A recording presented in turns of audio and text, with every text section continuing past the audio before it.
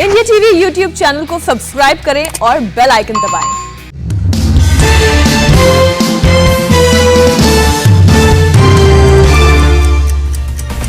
अफगानिस्तान में अपने खिलाफ बगावत कुचलने में लगा तालिबान। अफगानिस्तान का राष्ट्रीय झंडा ले जाने वालों के साथ की बर्बरता। 2 दिन से तालिबान के झंडे की जगह कई जगह लोगों ने लहराया है अफगानिस्तान का राष्ट्रीय ध्वज। झंडा उठाने वालों को पकड़कर ले गए तालिबानी लड़ाके। लगातार दूसरे दिन अफगानिस्तान का राष्ट्रीय ध्वज लेकर सड़कों पर उतरे अफगान नागरिक। आज है अफगानिस्तान का स्वतंत्रता दिवस। काबुल इंटरनेशनल एयरपोर्ट से सामने आया रूह कंपा देने वाला वीडियो। गोलियों के शोर के बीच सुनाई दे रही है छोटे छोटे बच्चों की चीख पुकार। काबुल एयरपोर्ट के बाहर आज भी हो रही है फायरिंग में सैकड़ों महिलाएं और बच्चे फंसे हैं। काबुल एयरपोर्ट के बाहर अब भी हजारों की भीड़ मौजूद। एयरपोर्ट के अंदर दाखिल होने के लिए तालिबान के लड़ाकों ने चलाई गोलियां। हजारों लोग अपनी जान जोखिम में डालकर काबुल से निकलना चाहते हैं बाहर। तालिबान की तमाम सख्ती के बावजूद लोगों का एयरपोर्ट पहुंचना जारी है। काबुल एयरपोर्ट पर जंग के मैदान जैसे हालात। बाहर तालिबान का टेरर लिस्ट में नहीं होने पर अंदर आने से रोक रही है अमेरिकी सेना। कल आधी रात को भी काबुल एयरपोर्ट के बाहर फायरिंग से मची अफरा-तफरी। तालिबान ने लोगों को एयरपोर्ट में एंट्री से रोकने के लिए चलाई गोलियां। तालिबान की फायरिंग के बाद काबुल एयरपोर्ट के उत्तरी गेट पर मची चीख पुकार।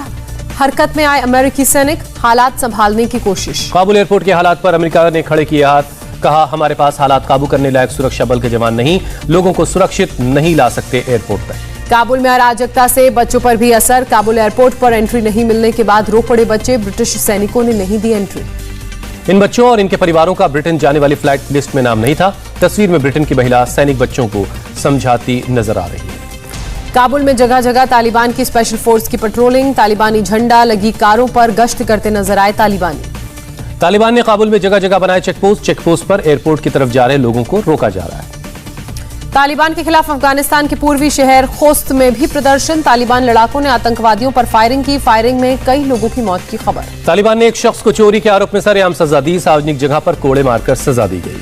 महिलाओं को देश छोड़कर जाने से रोक रहे हैं तालिबान के लड़ाके। काबुल एयरपोर्ट के बाहर बरसाए कोड़े। हेरात से आई हैरान करने वाली तस्वीर। महिलाओं के एक ग्रुप ने तालिबान से अपनी हिफाजत के लिए हाथों में उठा ली है बंदूक। तालिबान का महिलाओं को अधिकार देने का दावा निकला खोखला। तोलो न्यूज की महिला एंकर को न्यूज पढ़ने से जबरन रोका। पूरी तरह हिजाब में और सही आईडी कार्ड लगाकर पहुंची थी महिला एंकर शबनम दवरान। तालिबान ने कहा, सत्ता बदली, अब घर जाओ। तालिबान ने काबुल में नाटो के हेडक्वार्टर में की तोड़फोड़। कंप्यूटर से लेकर सारे सामान तक को तोड़ा। कुछ दिन पहले तक अफगानिस्तान में नाटो की सेना थी तैनात। काबुल में 2001 से नाटो की अगुवाई में चल रहा था ऑपरेशन। अब भी काबुल एयरपोर्ट पर तैनात है नाटो के कई जवान। काबुल एयरपोर्ट पहुंचे अमेरिकी सैनिक। एयरपोर्ट पर संभाला मोर्चा। अमेरिका ने कुल 6000 जवानों की तैनाती का किया है ऐलान। तालिबान ने अमेरिकी सेना के बायोमेट्रिक्स उपकरणों पर किया कब्जा। उपकरणों की मदद से फोर्सेज की मदद करने वाले अफगान लोगों की पहचान हो सकती है बेनकाब। तालिबान को अफगानिस्तान में ब्यूटी सलून मंजूर नहीं। तालिबान लड़ाके सलून में लगी महिलाओं की तस्वीरों पर कालिख पोतते नजर आए। तालिबान के लड़ाकों ने टीवी स्क्रीन को तोड़ा। तालिबान पहले के शासन में मनोरंजन पर बैन लगा चुका है। तालिबान ने 15 साल से ऊपर की सभी लड़कियों की शादी का जारी किया हुक्म। 45 साल से कम उम्र की विधवाओं को भी शादी करने को कहा। सत्ता पर काबिज होने के बाद अपनी ताकत और मजबूत करने में जुटा तालिबान। नजराब जिले में सोवियत संघ में बने T-55 टैंक चलाते नजर आए तालिबान के कई लड़ाके फर्राटेदार अंग्रेजी बोलते हुए भी नजर आए। एक लड़ाके ने कहा उसने काबुल यूनिवर्सिटी से की है पीजी की पढ़ाई, पढ़ा चुका है इंग्लिश। पाकिस्तान के पेशावर में अफगानिस्तान के स्वतंत्रता दिवस से पहले अफगान शरणार्थियों ने लगाए पाकिस्तान विरोधी नारे। पुलिस ने 31 लोगों को गिरफ्तार किया। दिल्ली में ऑस्ट्रेलियन दूतावास के बाहर अफगानियों की भीड़। ऑस्ट्रेलिया में शरण मिलने की खबर के बाद वीजे के लिए पहुंचे। अमेरिका और कनाडा दूतावास के बाहर भी वीजा के लिए अपने बच्चों को लेकर पहुंचे हैं अफगान लोग। महिलाओं ने कहा, अफगानिस्तान में हमारे घर के लोग खतरे में हैं, बाहर नहीं निकल सकते। अफगानिस्तान के हालात के बारे में बताते हुए रो पड़ी महिलाएं। कहा, अफगानिस्तान में भयावह है हालात। तालिबान ने हमारा भविष्य बर्बाद किया। हेलीकॉप्टर नहीं, रूस के विमान से भागे थे अशरफ गनी। रूसी विमान में गनी के अलावा 51 और यात्री सवार थे। सामने आई विमान में सवार यात्रियों की लिस्ट। अशरफ गनी के बॉडीगार्ड ने टीवी चैनल फॉक्स न्यूज से किया दावा। अपने साथ करीब 11,000 करोड़ रुपए लेकर भागे गनी। अशरफ गनी ने पैसे लेकर भागने के आरोपों को पूरी तरह से बेबुनियाद बताया। कहा, भगोड़ा कहने वालों को मेरे बारे में जानकारी नहीं है। खुद को अफगानिस्तान का राष्ट्रपति होने का दावा करने वाले सालेह ने कहा, अफगानिस्तान में शासन करना तालिबान के बस की बात नहीं, अपनी नहीं चला पाएंगे पाकिस्तान। अफगानिस्तान के हालात पर बोले विदेश मंत्री एस जयशंकर। कहा, बदलते हालात पर भारत की नजर है, भारतीयों की सुरक्षित वापसी हमारी प्राथमिकता। विदेश मंत्री एस जयशंकर आज संयुक्त राष्ट्र सुरक्षा परिषद की बैठक की करेंगे अध्यक्षता। आतंकवादी गतिविधियों से अंतर्राष्ट्रीय शांति और सुरक्षा के मुद्दे पर होगी बैठक। जमात इस्लामी ने की तालिबान की तारीफ, कहा बदलाव से अफगानिस्तान में सालों से जारी खून खराबा खत्म होगा, देश में शांति आएगी। जमात इस्लामी के अध्यक्ष ने जारी किया बयान, साम्राज्यवादी ताकतों को अफगानिस्तान से सबक लेने को कहा। हुसैनी ने इंडिया टीवी से कहा, मैंने तालिबान की वापसी का स्वागत किया, साथ ही इस्लाम के उसूलों की याद दिलाई। पूर्व मंत्री मौलाना मसूद मदनी बोले, हमें घबराहट नहीं होनी चाहिए, भारत सरकार बात करे, अमेरिका की गलती से मची भगदड़। तालिबान को सलाम पेश करने वाले सज्जाद नुमानी ने सफाई दी, कहा निजी हैसियत से बधाई दी, पर्सनल लॉ बोर्ड की तरफ से बधाई नहीं दी। फतेहपुरी मस्जिद के शाही इमाम ने भी तालिबान की तारीफ की, कहा अमेरिका ने तालिबान को टेररिस्ट लिस्ट से निकाला, ऐसे में तालिबान की तारीफ टेररिज्म की तारीफ नहीं हो सकती। तालिबान को लेकर मशहूर शायर मुनव्वर राणा का बयान, कहा तालिबान से भारत को कोई खतरा नहीं, अफगानिस्तान में जो हो रहा है वो उनका आंतरिक मामला है। मुनव्वर राणा ने कहा तालिबान से वो डर रहे हैं जो अमेरिका के साथ थे, अफगानी तालिबानी ने हिंदुस्तान को कभी नहीं डराया। मुनव्वर राणा ने के तालिबान पर दिए बयान पर बोले यूपी के मंत्री विजेश पाठक, कहा जो भी तालिबान का समर्थन करेगा उसके खिलाफ कार्रवाई होगी, तालिबानी समर्थकों को हमारी सरकार ठीक कर देगी। बिहार के बीजेपी विधायक हरिभूषण ठाकुर का बयान वायरल हुआ, कहा जिन्हें भारत में डर लग रहा है वो अफगानिस्तान चले जाएं।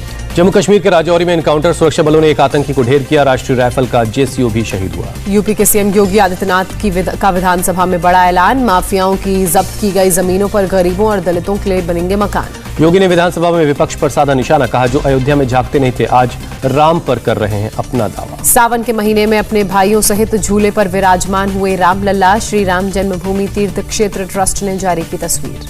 पश्चिम बंगाल में विधानसभा चुनाव के बाद हिंसा की होगी जांच, कलकत्ता हाईकोर्ट ने जांच के आदेश दिए, एसआईटी को जांच सीबीआई को सौंपने के लिए कहा। कलकत्ता हाईकोर्ट सीबीआई और एसआईटी जांच की करेगी निगरानी, हाईकोर्ट ने सीबीआई से 6 हफ्ते में रिपोर्ट दायर करने को कहा। टीएमसी सांसद सौगत राय ने हाईकोर्ट के फैसले पर जताई नाखुशी, कहा कानून व्यवस्था राज्य का मुद्दा, फैसले को राज्य के अधिकारों में दखल बताया।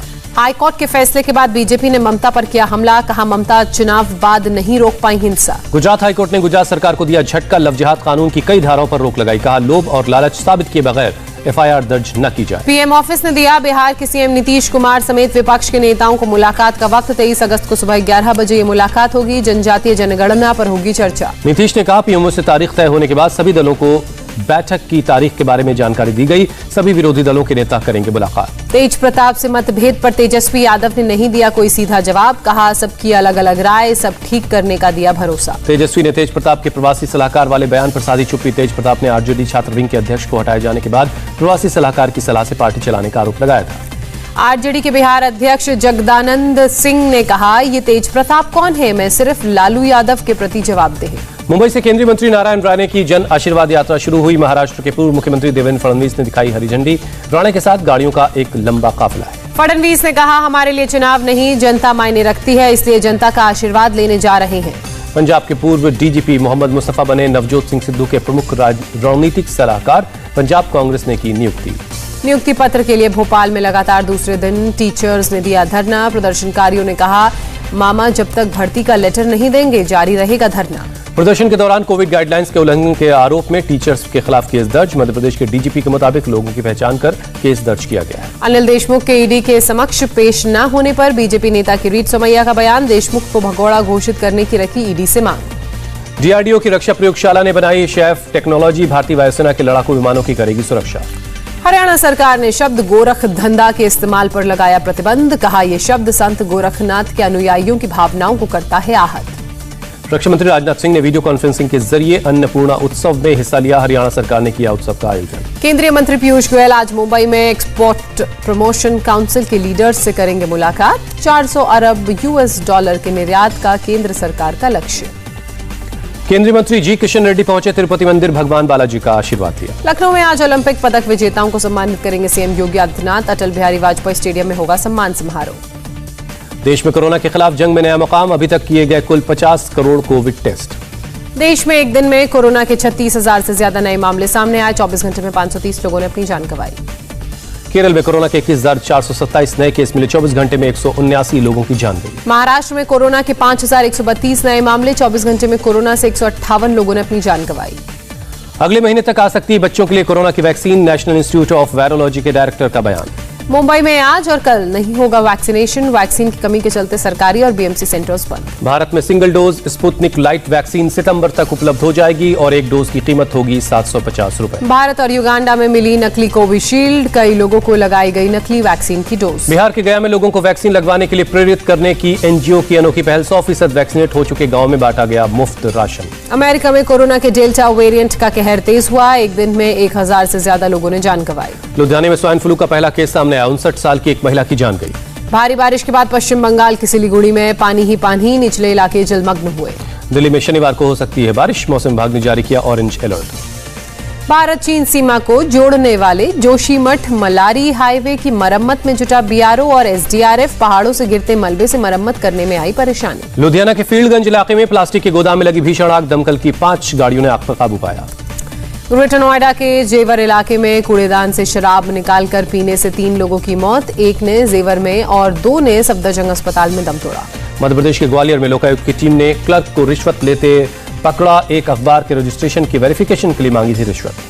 अमेरिका ने दुनिया के 192 देशों से की अपील। अगले महीने संयुक्त राष्ट्र महासभा की बैठक के लिए न्यूयॉर्क आने के बजाय वीडियो संदेश जारी करने को कहा। अमेरिका ने कोरोना वैक्सीन के दूसरे डोज के 8 महीने के बाद लगेगा बूस्टर डोज। राष्ट्रपति बाइडेन ने ऐलान किया 20 अगस्त से हो सकती है इसकी शुरुआत। लॉर्ड्स टेस्ट में हार के बाद इंग्लैंड ने तीसरे टेस्ट के लिए टीम में किए 3 बड़े बदलाव। ओपनर डॉम सिबली समेत 2 और खिलाड़ी टीम से बाहर। इंग्लैंड ने डेविड मोलान को टेस्ट टीम में शामिल किया। टी20 में दुनिया के नंबर 1 बल्लेबाज है मोलान। 25 अगस्त से शुरू होगा तीसरा टेस्ट। भारत ने अंडर 20 विश्व एथलेटिक्स चैंपियनशिप की 4x100 relay metre mixed race में जीता कांस्य पदक। नैरोबी में चल रहा है मुकाबला। सुपरहिट तमिल फिल्म ओथा सेरप्पू के हिंदी रीमेक में नजर आएंगे अभिषेक बच्चन। चेन्नई में शुरू की फिल्म की शूटिंग। शाहरुख खान की अपकमिंग फिल्म में हुई सानिया मल्होत्रा की एंट्री। फिल्म में साउथ स्टार नयनतारा भी अहम रोल में आएंगी नजर।